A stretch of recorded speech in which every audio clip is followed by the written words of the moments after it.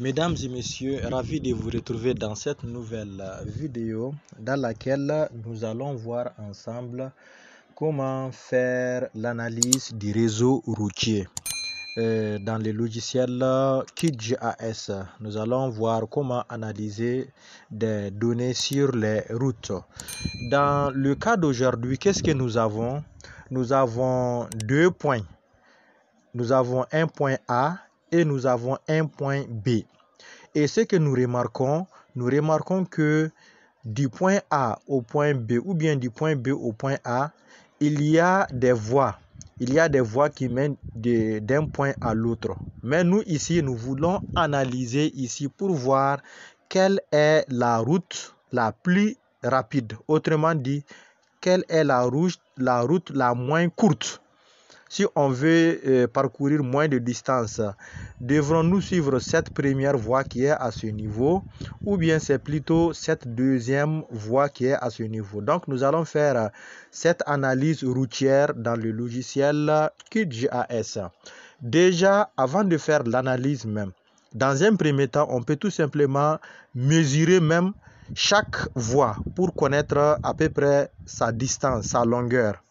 Mais après, nous avons un outil, un algorithme qui permet, sans mesurer la distance, de lancer tout simplement l'analyse et à la fin, le logiciel va nous montrer quelle est la voie qui est la plus rapide. Donc, nous allons utiliser les deux processus, ça se complète. Dans un premier temps, on va au niveau de éditer, au niveau de vue plutôt, et on va prendre mesure. Donc, quand on prend mesure, mesurer une longueur. Avec la mesure de la longueur, on va essayer de trouver une estimation. Donc, on clique seulement sur le premier point et automatiquement, bon, ici, c'est tout simplement pour faire une première estimation. Donc, on va tout simplement suivre, voilà, la voie du début à la fin pour avoir une idée sur sa taille, sur sa longueur. Donc, vous voyez que c'est tout simplement pour avoir une idée. Donc, là, vous voyez, je suis arrivé au point, du point B au point A. Ça me met ici que c'est à peu près 16 000 mètres, autrement dit 16 km et poussière. Donc, je vais reprendre la même chose, cette fois-ci aussi, pour le deuxième point. Donc, je vais dans vie encore. Et là, je prends encore mesurer une longueur. Donc, là aussi, je clique sur le point. Donc, rapidement, je vais faire le tour.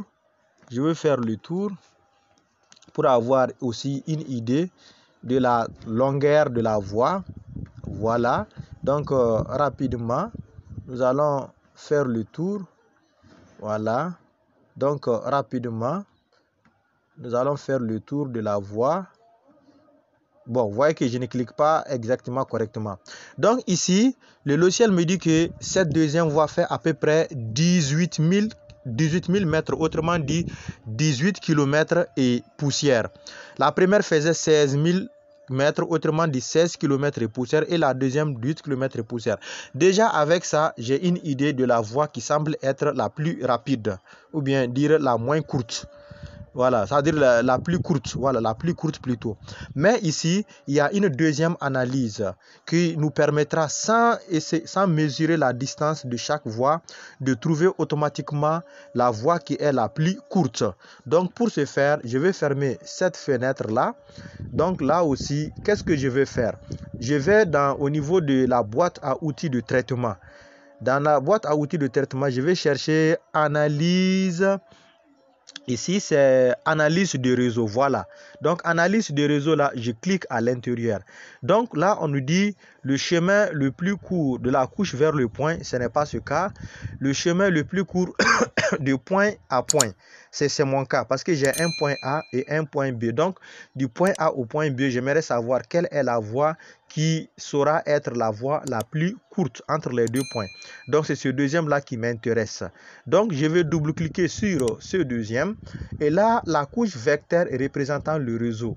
Donc, c'est tout simplement la couche GIS OSM Road. C'est ça. Les routes là sont dans cette couche OSM Road. Donc, c'est un fichier qu'on peut télécharger sur le site OpenStreetMap pour ceux qui veulent reprendre l'exercice. Maintenant, on me dit d'abord type de trajet à calculer, le plus court ou le plus rapide. Donc, je prends le plus court. Le point de départ. Donc là, j'ai double-clic sur les 3 points. Automatiquement, ça me ramène sur l'interface de la carte. Donc, je vais mettre le point de départ ici, au niveau du point A. Voilà. Ici, je vais mettre, si tu veux même, il faut zoomer, voilà, pour pouvoir bien cliquer sur le point en question. Voilà, donc en zoomant, c'est un peu mieux. Donc, je vais cliquer sur le point. Voilà, j'ai cliqué sur le point. Et maintenant aussi, l'autre point, le point d'arrivée. Donc, je clique encore sur les 3 points. Bon, là, je vois clairement que je vais essayer de défiler. Ou bien, je clique tout simplement sur zoomer sur la couche. Donc, je vais patienter un peu. Donc, ici même, je vais d'abord zoomer. Vue, zoomer. Donc, je vais zoomer sur le point B. Voilà. Donc, là, j'ai zoomé. Donc, là, je vais rentrer encore dans l'algorithme. Voilà. Donc, je reprends encore. Donc, GIS OSM Road. Donc, la route, le chemin le plus court, point de départ. Donc, peu importe là où on choisit le point de départ. Je vais prendre le point de départ ici. Voilà. Et le point d'arrivée, la même chose. Je clique encore sur les 3 points. Donc là, je vais descendre.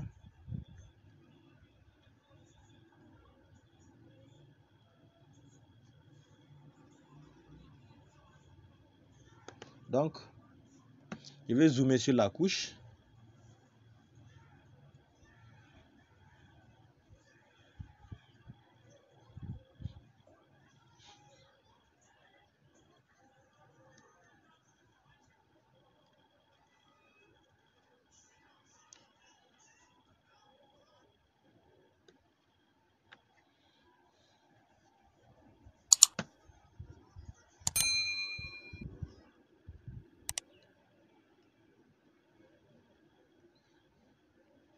Donc,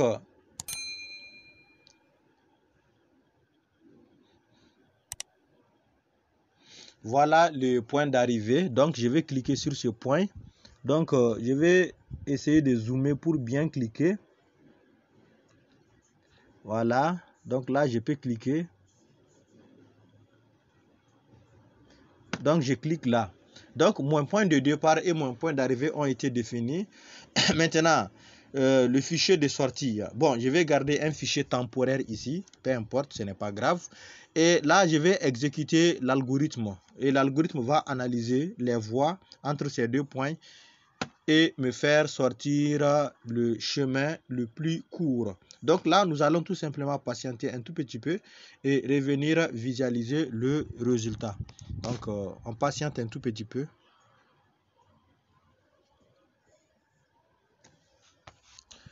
Donc, à présent, notre algorithme s'est exécuté et nous allons visualiser le résultat.